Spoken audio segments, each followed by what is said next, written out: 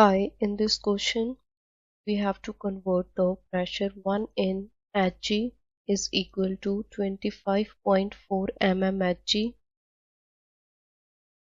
We need to convert 26.6 in Hg. It will be equal to 26.6 multiplied by 25.4. It comes out 675.64. As 760 mmHg equals 1 atm, therefore 675.64 mmHg will be equal to 1 by 760 multiplied by 675.64. It will be equal to 0.889 atm. Now, in the next part, we need to determine the final volume. Here we will use Boyle's law.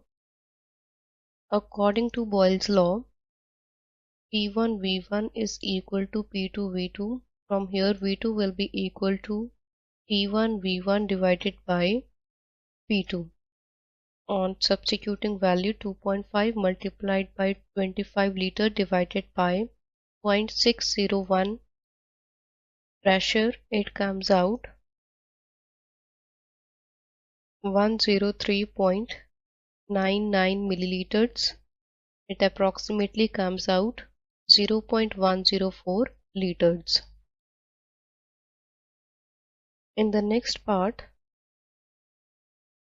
1 torr is equal to 0.00132 atm and 450 torr equals 0.00132 multiplied by 450.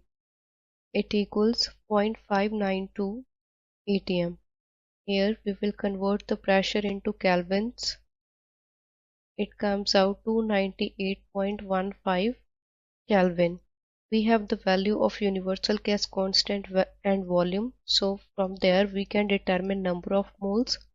Number of moles will comes out PV divided by RT.